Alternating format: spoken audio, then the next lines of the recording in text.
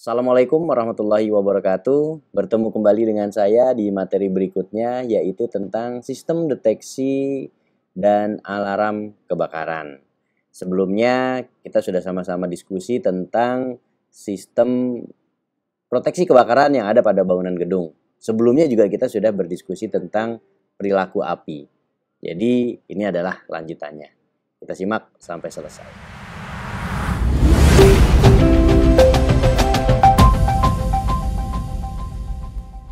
Sistem deteksi dan alarm kebakaran ini sangat penting dalam proteksi kebakaran pada bangunan gedung. Karena sistem deteksi dan alarm kebakaran ini adalah sistem awal untuk mendeteksi adanya kebakaran atau indikasinya kebakaran dan kemudian memberikan informasi kepada orang banyak dan juga tim tanggap darurat untuk merespon adanya kemungkinan kebakaran tersebut.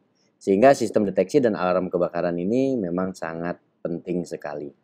Nah, berikut ini kita akan simak bagaimana sebuah kejadian kebakaran terjadi di Brazil, kalau nggak salah ya. Di Brazil itu terjadi sebuah kejadian kebakaran dan lumayan tragedinya lumayan mengiris hati gitu ya. Kebakaran yang terjadi karena adanya disebutkan sih konsleting listrik gitu ya di salah satu unit apartemen. Kita simak videonya.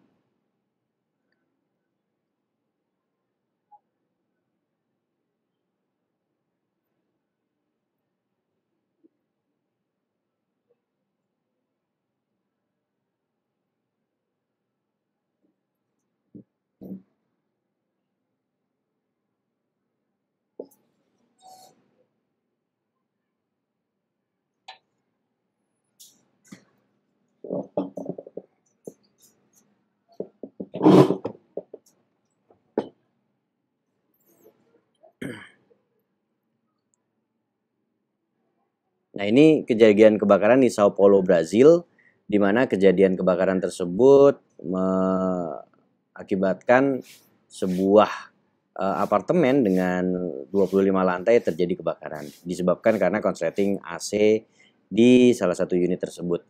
Kemudian kebakaran tersebut hampir meluluhlantakkan seluruh bangunan tersebut, terbakar seluruhnya. 600 orang terjebak di sana. Dan juga di sana banyak orang yang berupaya untuk melakukan penyelamatan diri. Di rooftop atau di atap itu terlihat orang berkumpul di sana menyelamatkan diri untuk menghindari adanya api dan asap. Bahkan yang namanya petugas penyelamat pun helikopter diturunkan ke sana namun nggak bisa masuk juga ke sana gitu ya, karena memang asapnya dan juga panasnya cukup tebal. Ada beberapa upaya yang dilakukan. Di antaranya adalah memanjat, merambat dari satu bangunan ke bangunan atau dari lantai satu ke lantai berikutnya. Dan juga ketika mobil pemadam kebakaran datang itu berebut menggunakan mobil tangga tersebut. Ada juga yang sampai terjatuh. Nah, karena keterbatasan juga mobil tangga, ini mengakibatkan tidak semuanya dievakuasi atau terevakuasi gitu ya. Dan dari kejadian ini banyak sekali yang mengalami sebuah tragedi, yaitu 80 orang diselamatkan dari atap gedung, kemudian atap gedung itu juga runtuh. Kemudian juga di sana dikatakan 188 tewas, 50 diantaranya tewas karena loncat. Nah, inilah yang terjadi ketika bangunan gedung mengalami sebuah kebakaran akibat sistem proteksi yang tidak baik tentunya. Nah, berikutnya kita bisa menyaksikan juga apa saja yang dibutuhkan atau proteksi apa saja pada bangunan gedung. Di antaranya adalah proteksi aktif. Nah, masih ingat kan kemarin kita bahas tentang proteksi pada bangunan gedung. Itu ada proteksi aktif, ada proteksi pasif. Nah, proteksi aktif di antaranya adalah adanya detektor, kemudian adanya alarm, kemudian apar, kemudian juga hidran, sprinkler, dan lain sebagainya. Itu adalah termasuk dalam proteksi aktif. Selanjutnya adalah proteksi pasif.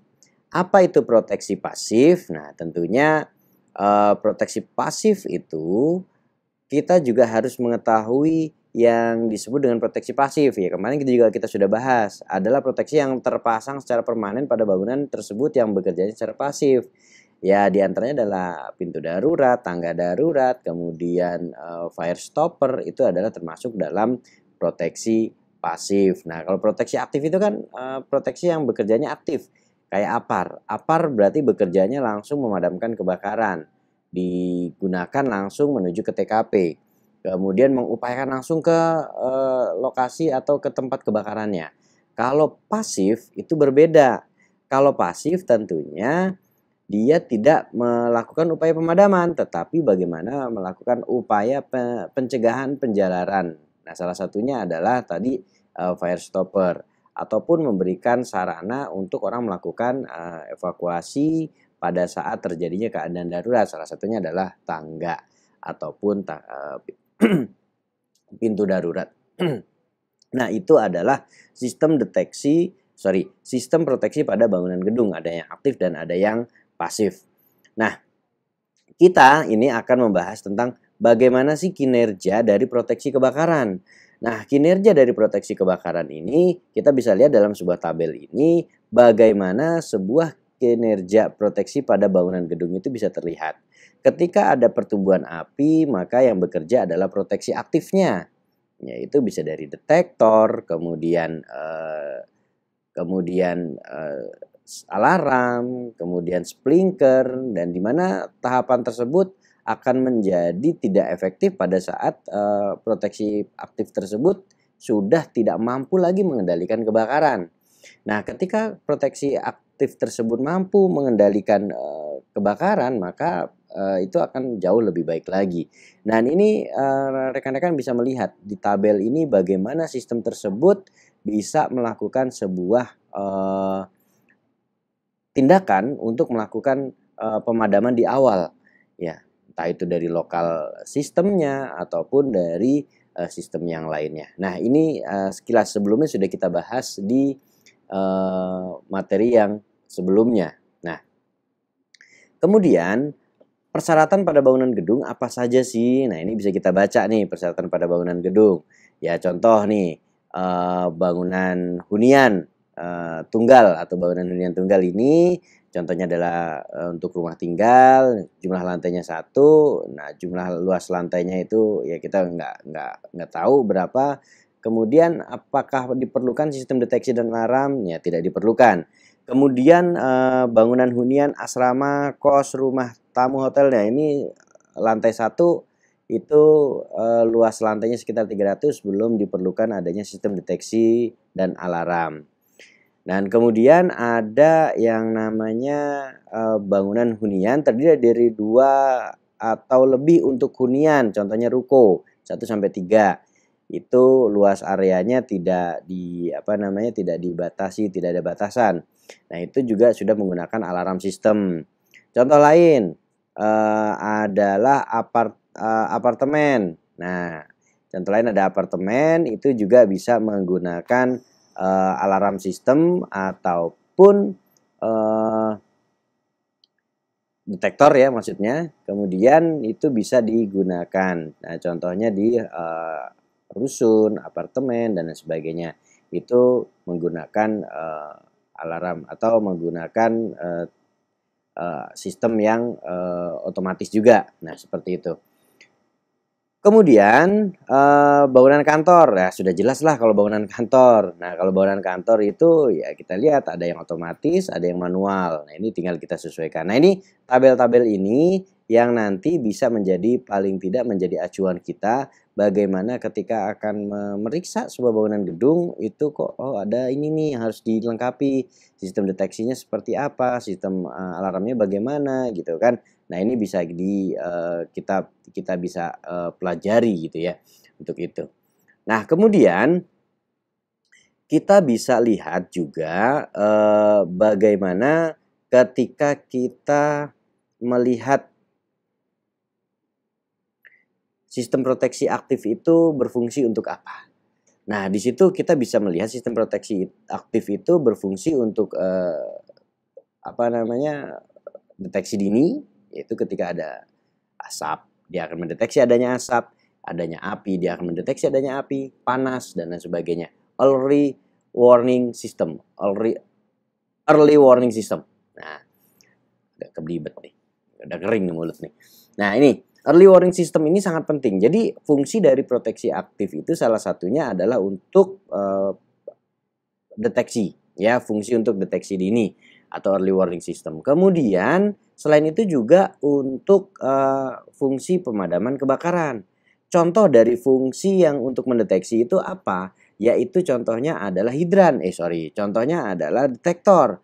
Bagaimana ketika ada kebakaran kemudian atau ada asap, kebakaran tersebut muncul atau asap itu ada, timbul, maka sistem deteksinya sudah mulai bekerja. Kemudian kalau dia sudah memberikan deteksi, kemudian mampu juga memberikan warning, alarm kepada seluruh penghuni. Nah, bagaimana kalau sistem ini tidak bekerja? Maka sistem tersebut bisa misalkan ada yang namanya manual. Nah, nanti kita juga pelajari ada namanya manual, tombol manual alarm. Nah, ini juga menjadi satu bagian yang tidak terpisahkan ketika sistem peringatan dini ini juga harus diadakan di sebuah bangunan gedung. Selain itu juga sebagai fungsi pemadaman kebakaran. Nah, fungsi pemadaman kebakaran ini contohnya adalah APAR. Kemudian hidran, sprinkler ini langsung memberikan upaya untuk melakukan pemadaman kebakaran pada lokasi kejadian kebakaran. Nah, jadi inilah fungsi-fungsi daripada sistem proteksi aktif. Nah, kira-kira seperti itu. Jadi kalau kita melihat dari fungsinya tadi, maka bisa disimpulkan bahwa memang proteksi aktif inilah yang paling memberikan informasi awal dan tindakan yang advance juga gitu kan ketika terjadi sebuah kejadian kebakaran di sebuah bangunan gedung. Jadi sistem proteksi aktif inilah yang cukup penting. Nah, di sini pada tayangan ini kita akan melihat bagaimana sistem deteksi dan alarm kebakaran. Kalau rekan-rekan melihat tayangan ini, nah tentunya rekan-rekan bisa melihat bagaimana sistem deteksi dan alarm kebakaran ini terdiri dari beberapa komponen.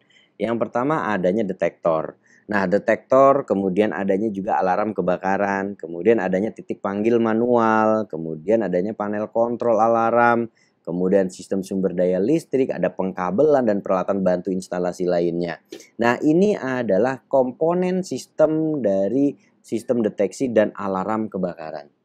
Jadi, paling tidak komponen inilah teman-teman nanti mengetahui ketika melihat bagaimana sih sebuah bangunan gedung sistem deteksinya, kita lihat dari detektornya terlebih dahulu. Detektornya masih nyala atau tidak. Ya, kalau detektornya masih nyala, biasanya sistem tersebut masih berfungsi dengan baik. Umumnya kalau kita melihat sistem deteksi dan alarm kebakaran, tinggal kita lihat kontrol panelnya. Kalau dalam kondisi normal dan dia berfungsi dengan baik, pasti sistem proteksi kebakarannya yang lainnya pun insya Allah akan juga mumpuni gitu ya. Nah, di sini kita akan membahas sedikit tentang sistem deteksi dan alarm kebakaran. Nah, ini kita bisa lihat. Kemudian apa yang kita bahas pertama kali? Yaitu adalah sistem deteksi dan alarm kebakarannya. Sistem deteksi dan alarm kebakarannya ini terdiri dari apa? Yaitu adalah sistem untuk memberitahukan kebakaran tingkat awal yang mencakup alarm kebakaran manual dan atau alarm kebakaran otomatis. Nah, sistem alarm kebakaran ini sebenarnya deteksi dulu ya gitu ya. Sebenarnya deteksi dulu. Deteksi ini adalah bagaimana ketika ada sebuah bangunan gedung itu memberikan sebuah indikasi kebakaran, kemudian diterima oleh sensor, kemudian sensor tersebut memberikan sinyal kepada MCFA dan MCFA memberikan sinyal kembali atau menginformasikan ini harus di warning atau tidak. Nah, itu yang disebut dengan sistem alarm kebakaran nantinya. Jadi ketika ada sebuah kebakaran itu ingat ya kemarin ya, produk kebakaran itu kan adanya panas, adanya nyala, adanya asap, kemudian apalagi gas-gas yang lainnya, itu adalah produk-produk dari pembakaran. Sehingga ketika ada salah satu indikasinya panaskah atau asapkah, ataupun nyalakah, pijaran gitu ya, pijaran dari sebuah nyala api, itu akan memberikan sebuah warning atau memberikan sebuah peringatan yang diterima oleh sensor, yang diterima oleh detektor, baik itu detektor panas, detektor nyala, detektor asap. Kemudian informasi ini diberikan kepada MCFA dan MCFA diteruskan kepada alarm. Sehingga alarm tersebut akan menginformasikan kepada halayak penghuni bangunan gedung tersebut, tim tanggap darurat, untuk melakukan sebuah tindakan pengecekan, pemadaman, dan lain sebagainya sesuai dengan SOP yang ada pada bangunan tersebut. Nah, ini adalah sistem deteksi dan alarm kebakaran. Nah, kemudian kita bisa melihat adanya jenis-jenis detektor atau pengindra. Nah, di sini bisa kita lihat. Yang pertama adalah detektor asap. Apa itu detektor asap? Nah, detektor asap ini ada berbagai macam jenis. Nah, ini yang ionisasi dulu. Yang kita bahas yang ionisasi. Prinsip kerja fire alarm smoke detektor tipe ionisasi bekerja berdasarkan proses ionisasi molekul udara oleh unsur radioaktif AM amerisium 241 dalam detektor. Terdapat dua plat yang masing-masing bermuatan positif dan negatif. Ion bermuatan positif akan tertarik ke plat negatif. Ya, karena positif akan ketemu dengan negatif. Sedangkan ion negatif tertarik ke plat positif. Proses ini akan menghasilkan sedikit arus listrik yang dikatakan dalam tanda kutip normal. Manakala asap masuk, terjadilah tumbukan antara partikel asap dengan molekul udara. Jika sudah melampaui batas, maka alarm tersebut akan berfungsi. Nah, ini kalau rekan-rekan bisa melihat di dalam gambar itu bisa dilihat bagaimana kondisi normal gitu ya. Nah, ketika di situ ada asap, maka asap itu akan menambah jumlah ion yang ada di dalam chamber tersebut, dalam ruangan tersebut. Sehingga penambahan dari asap tersebut menghasilkan tingkat listrik yang berlebih daripada kondisi normal yang diharapkan dari detektor tersebut. Sehingga mengakibatkan ruangan tersebut menjadi aktif. Dan dampaknya adalah ruangan tersebut akan mengalami yang namanya alarm. Nah, ini yang dimaksud dengan tipe ionisasi. Nah, seperti itu. Nah, kemudian berikutnya adalah detektor asap tipe fotoelektrik. Ya, detektor asap tipe fotoelektrik ini bekerjanya berdasarkan pembiasan cahaya lampu LED di dalam ruang detektor oleh adanya asap yang masuk dengan kepadatan tertentu. Nah, yang pertama adalah light scattering. Prinsip ini banyak dipakai oleh smoke detector saat ini. Ini umumnya nih, pakainya yang ini nih. Terdiri atas light emitting dioda atau LED sebagai sumber cahaya dan fotodioda sebagai penerima cahaya. LED diarahkan ke arah yang tidak terlihat oleh fotodioda. Jika ada asap yang masuk, maka cahaya akan dipantulkan ke fotodioda sehingga menyebabkan detektor bereaksi. Nah, jadi cahayanya tuh tidak dipancarkan ke arah dioda tadi yang disebutkan tadi gitu ya. Tetapi karena adanya asap sehingga cahaya tersebut menjadi acak-acakan lah sehingga ketemu dengan sensor fotodioda tadi. Nah, sensor tadi melihat adanya sebuah indikasi kebakaran sehingga akan mengaktifkan alarm. Nah, ini adalah prinsip kerja dari detektor asap jenis fotoelektrik. Nah, jadi rekan-rekan nanti ketika melihat atau menggunakan detektor asap jenis ini juga harus bisa memahami bagaimana cara kerjanya. Nah, kemudian sistem detektor asap, ya ini contoh nih, contoh yang tadi fotoelektrik jenis light scattering nih, kondisi normal itu cahayanya lurus. Nah, gambarnya begitu ya. Kondisi normal itu cahayanya lurus, kemudian ketika ada asap, maka asap tersebut akan memantulkan ke segala arah lah, bisa dibilang seperti itu. Kemudian salah satu cahayanya mungkin akan mengenai daripada fotodioda tadi sehingga sensor tadi akan bereaksi dan akibatnya menjadi aktif. Nah, kemudian tipe yang lainnya adalah light obscuration. Nah, prinsip ini mirip dengan cara kerja beam sensor pada alarm cahaya yang terhalang oleh asap menyebabkan detektor mendeteksi adanya kebakaran. Nah, prinsip ini pula yang digunakan pada smoke detector jenis infrared beam sehingga bisa mencapai panjang hingga 100 meter. Nah, ini biasanya digunakan di gudang dengan luas area tertentu, ketinggian tertentu. Kalau menggunakan jenis detektor asap yang biasa gitu ya, yang konvensional yang mungkin yang kita lihat itu mungkin kurang efektif.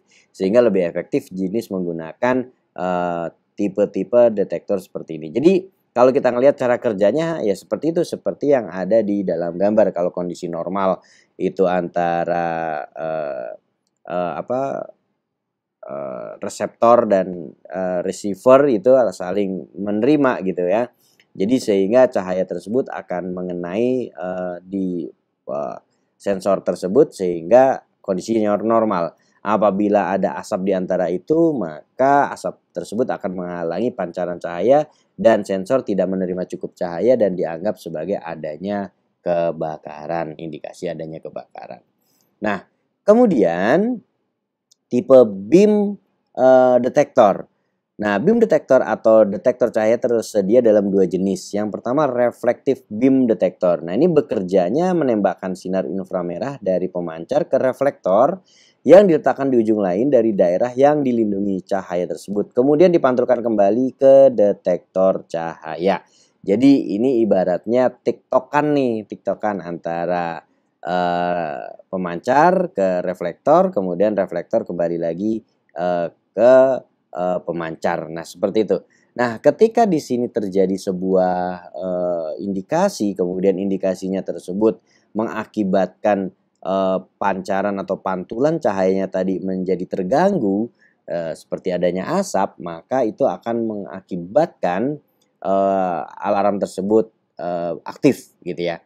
Nah, kemudian ada juga yang point to point tipe beam detector nih. Bekerja dengan memiliki pemancar khusus yang terletak di salah satu sisi daerah, kemudian memiliki penerima khusus di ujung lainnya dari area yang dilindungi. Nah, ini sama, jadi ada receivernya, kemudian ada pemancarnya gitu kan. Nah, antara yang memberikan dan menerima itu harus posisinya point to point, artinya dalam posisi yang segaris sesuai dengan yang sudah ditentukan tentunya.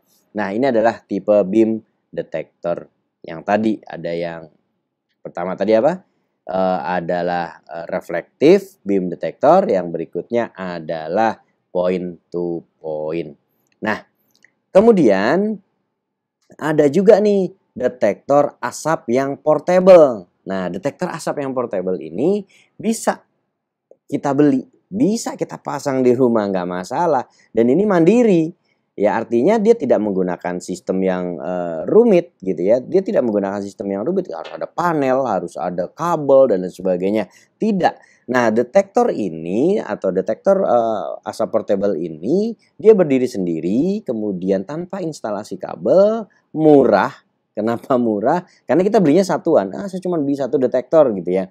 Kemudian sumber daya baterainya 9 volt, ya seperti pada gambar bisa kita lihat. Kemudian sesuai peraturan hanya untuk rumah tinggal 1-4 lantai. Kalau rumahnya sudah 4 lantai ya kayaknya sih perlu nih detektor asap yang portable yang mandiri seperti ini. Dan banyak kok di toko-toko online itu banyak yang jual gitu kan, dan ini bisa kita beli dan kita pasang. Perawatannya mudah, ya cukup diganti baterainya dengan kurun waktu tertentu, kemudian nanti dipasang kembali. Ketika ada asap maka dia akan mendeteksi dan memberikan alarm. Ya, akan memberikan alarm, memberikan informasi bahwa di ruangan tersebut terjadi alarm. Nah, ini yang mungkin kita belum kepikiran nih, perlu pasang sih gitu kan, kayaknya detektor tuh mahal ya, nggak juga, ternyata detektor itu ada murah kok, ada yang tipenya portable dan mandiri seperti ini.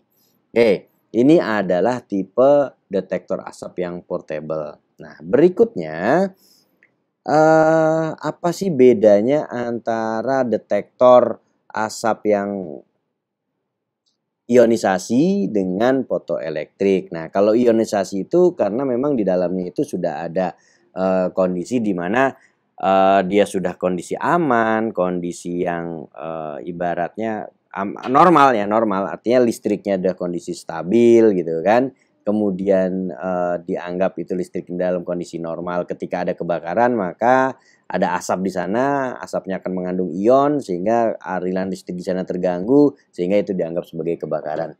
Nah, kalau fotoelektrik maka pancaran cahayanya yang terganggu.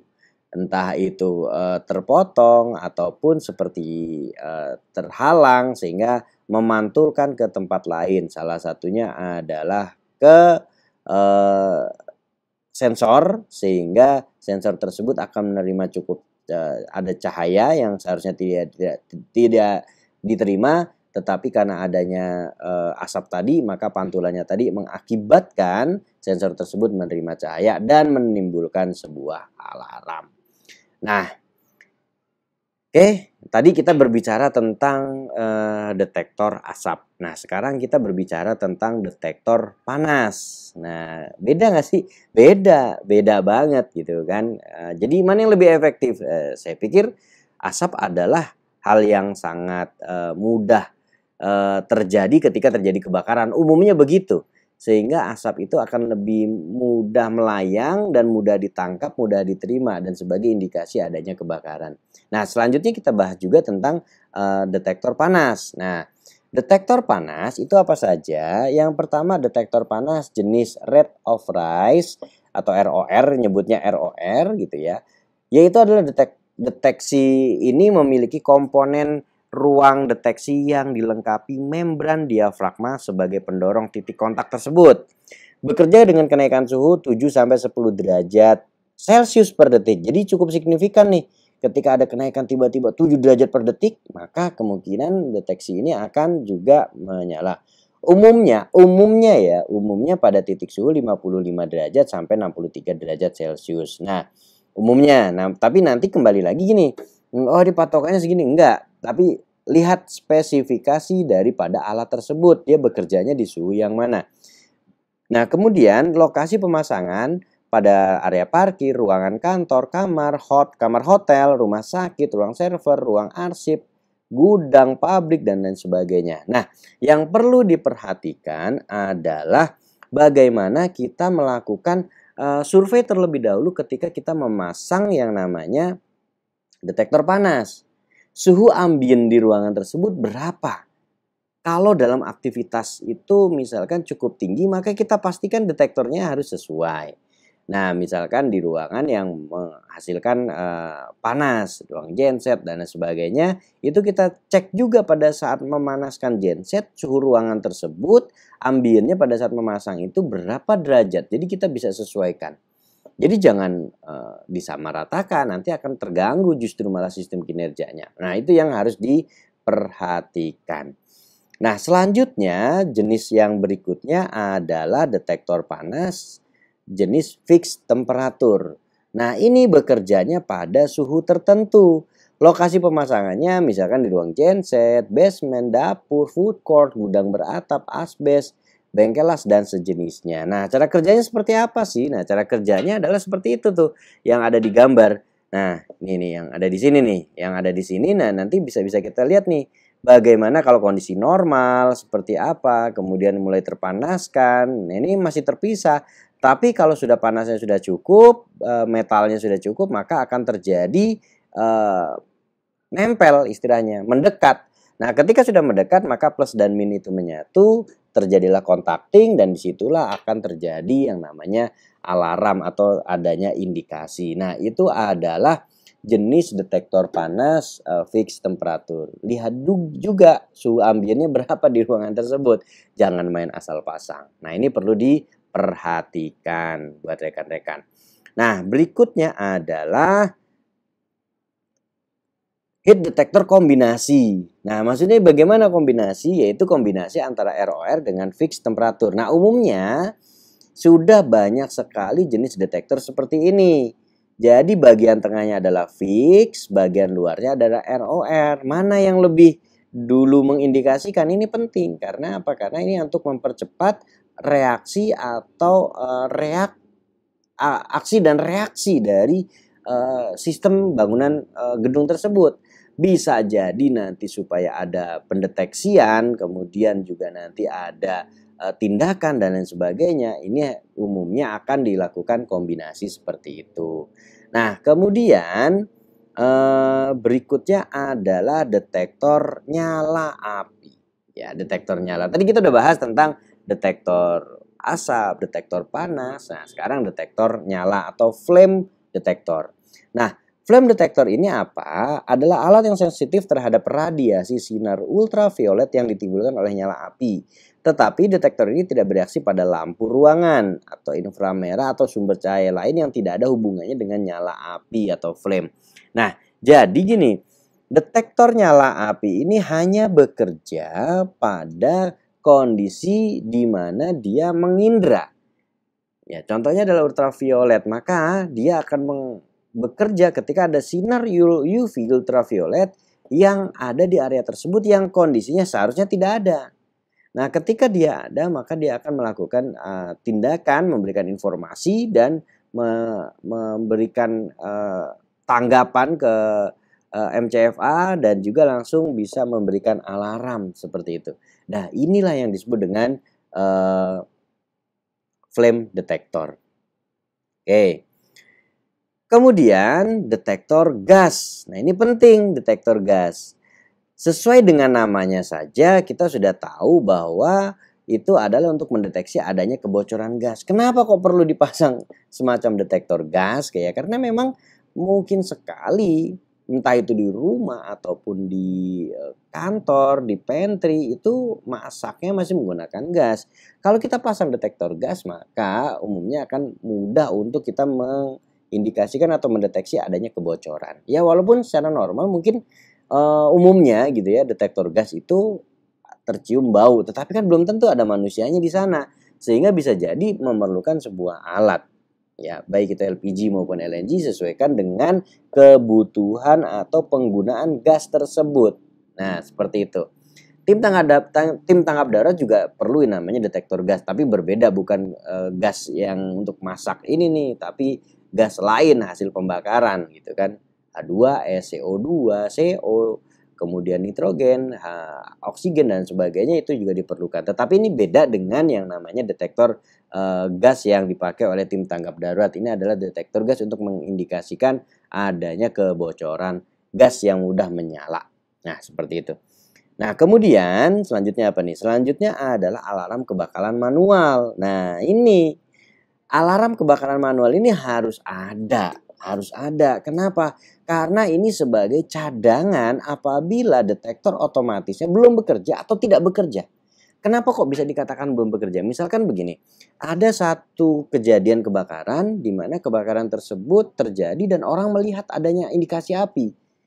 Untuk memberikan alarm kita bisa berteriak, tetapi mungkin hanya terdengar oleh beberapa orang. Tetapi kalau kita menggunakan manual alarm, maka bukan hanya orang sekitar, tetapi juga tim tanggap darurat akan juga menerima informasi adanya kebakaran. Ini penting.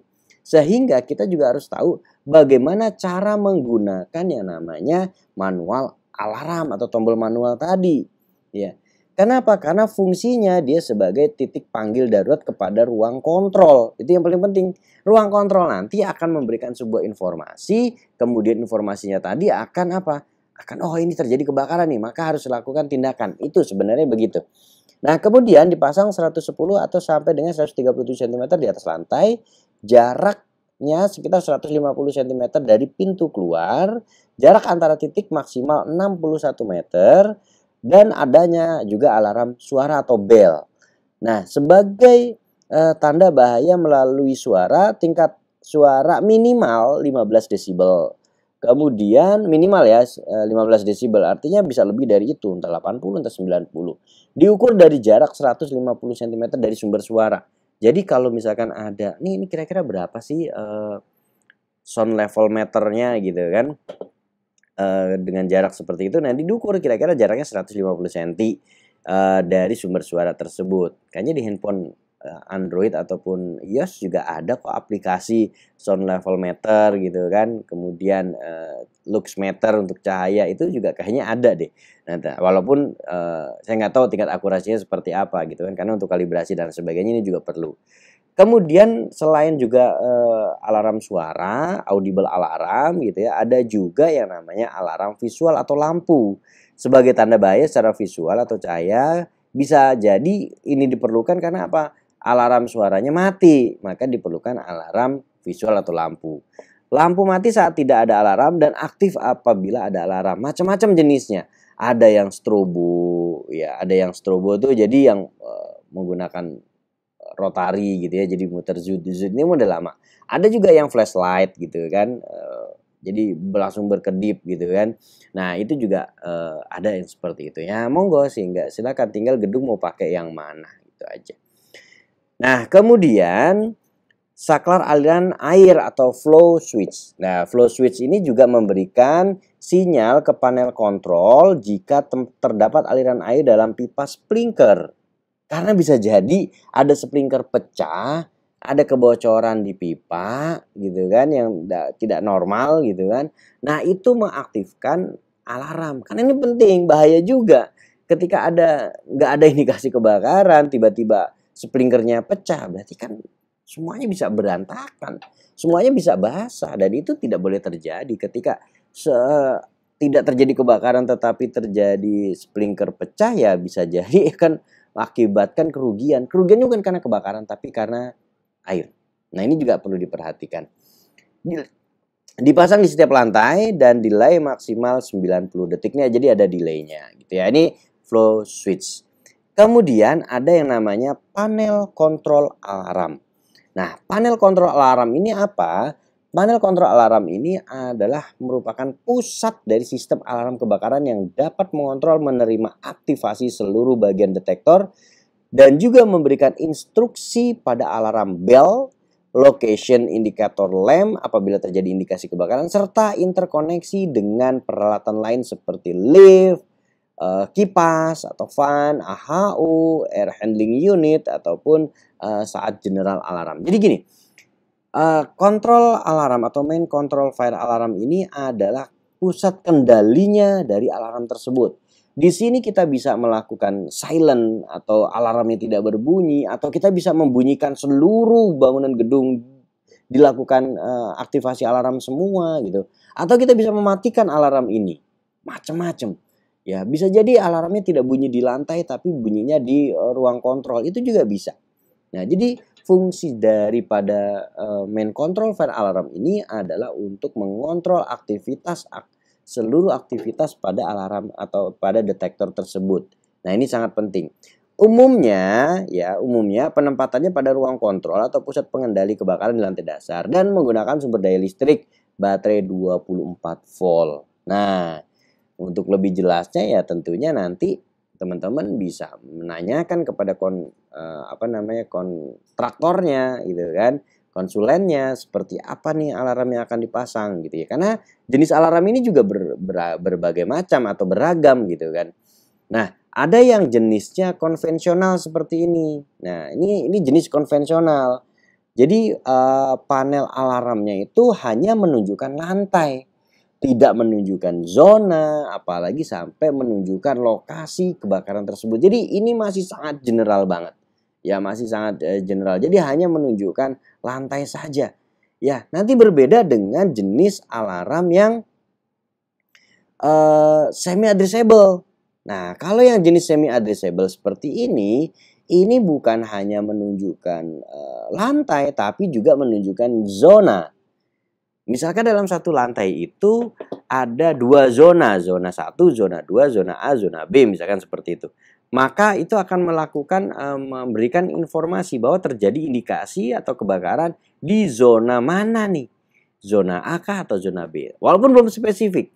Kalau tempatnya cukup luas, kita agak sedikit bingung kalau menggunakan yang semi addressable. Apalagi yang menggunakan yang ini tadi nih, konvensional. Ini lebih parah lagi. Kenapa? Karena kita tidak tahu di mana lokasinya. Karena bisa jadi satu lantai doang nih, tinggal tidak ada di mana nih.